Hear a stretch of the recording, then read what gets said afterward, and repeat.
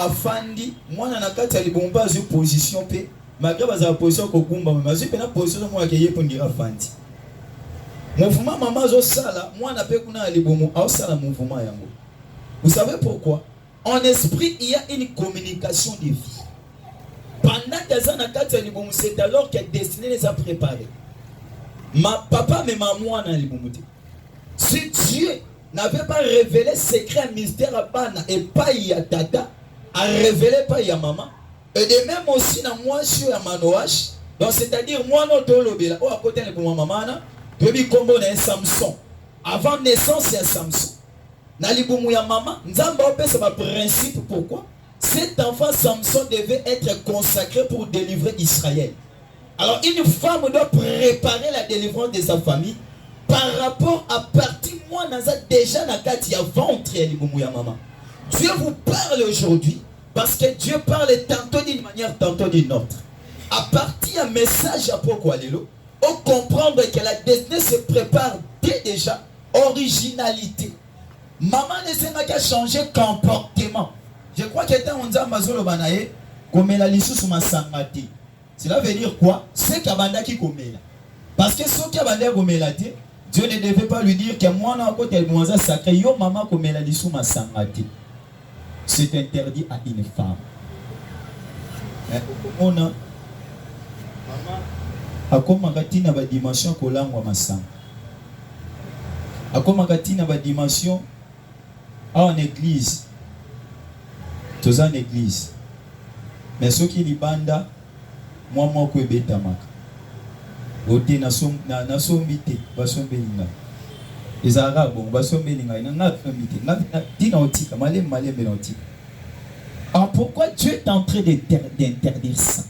Une femme qui se prépare. Une femme du Seigneur.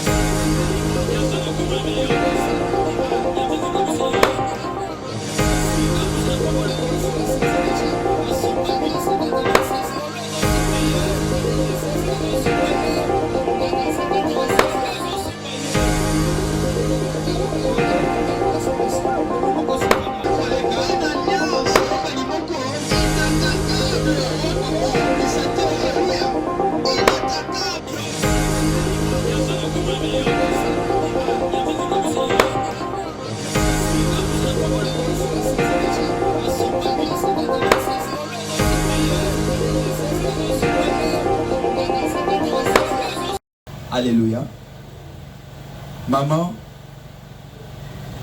de voir à Liboso Eza et savoir la promesse sur tes enfants.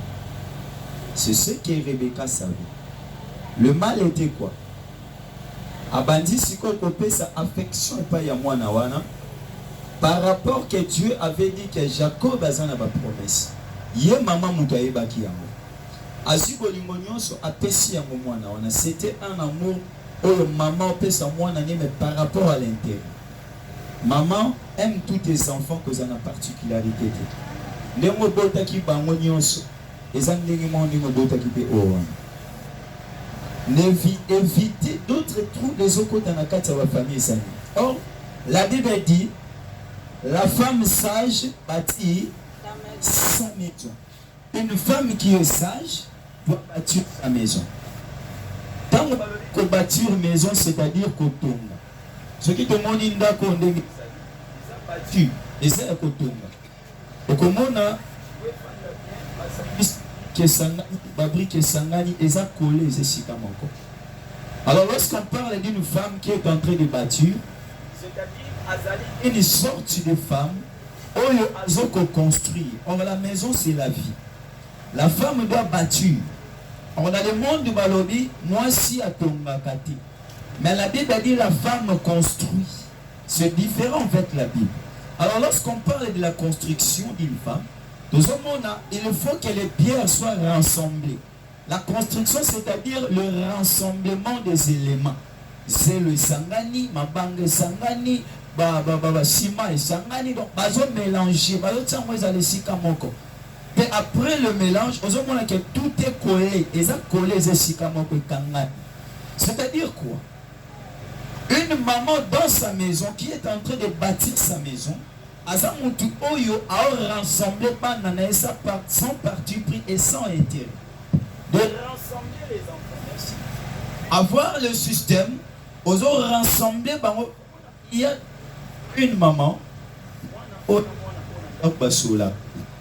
Mais maman a trouvé un normal. Là, aux autres mandats côté mozo détruire. Tu dois les rassembler. Il faut qu'on rassemble bango. Vous voyez, qu'est-ce qui se passe? De réparer et de prier, il y a l'esprit. Ma destruction. Alléluia, maman. Donc, une maman ne doit pas aimer l'enfant. On rentre, on insiste par rapport à ça. L'erreur que Rebecca avait fait. Maman, Rebecca, le roi Ebaki qui a ipamboli Jacob. Nzambe salobaka Jacob. Mais ni papa linga pesa ngo Esaü et Simba te Jacob aka. Promesse ezara yo Jacob. Yelanga ni yamanga na lamba linga papa linga ka yo memela ye. C'est Amen. Une maman ne peut pas faire ça. Okoye ba destiné à banana yo. Okoye ba promesse à banana yo. Mais il ne faut pas aider Dieu. Là, si Dieu a ça dans kati ya banana tant oye moko alingi a ça. Alléluia. Donc, une femme sage qui est en train de construire. Aza maman oyo, à cause d'un cœur moko qui est, bana oyo, baza destiné nanga ya lobby. Maman foye bakie, oko kabwana na mobali, okabwani, oza mobali mususu. Ça peut se faire, okabwani oza mobali mususu. Mais des hommes, avec ceux qui ont koufi, accueilli, tu le payes pour remplacer les accampés difficiles. Moi, ça a été pas ménopause, à Kabwana, mon bal, je peux mon bal, mais ce qu'on perd de moi, à Ozoewa. Amen, maman. Vous devez veiller sur vos enfants. Leur l'amour, Christ a lobby, aimez-vous les uns et les autres.